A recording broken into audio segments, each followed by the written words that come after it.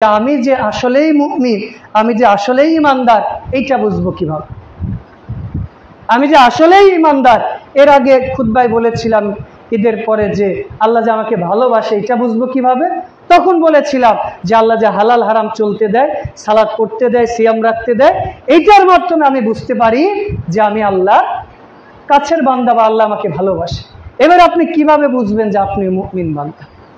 রাসূল সাল্লাল্লাহু বলছেন সিলসিলা সহিহ 550 নম্বর হাদিস, ইজা সাররাতকা হাসানাতুকা ওয়া সাআতকা সাইয়্যাতি ফা ইন্নাকা মুমিন।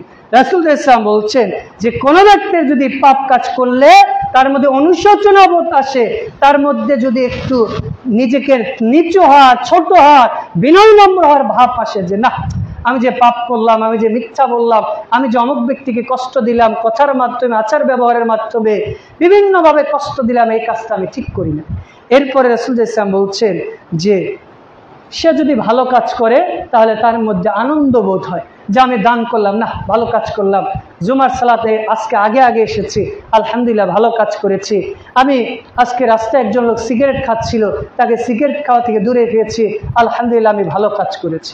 যদি এমন হয় ভালো কাজ করলে আপনার মধ্যে আনন্দ বোধ আসে, আপনার ভালো লাগে, আর পাপ কাজ করলে আপনার মধ্যে যদি একটু অনুশোচনা বোধ আসে, তাহলে বুঝতে পারবেন আপনার মধ্যে ঈমান আছে, আপনি ঈমান। তো এইভাবে আপনার ঈমানের লেভেল পরীক্ষা করার চেষ্টা করবেন। আল্লাহ তৌফিক দান করুন। আল্লাহুম্মা আমিন।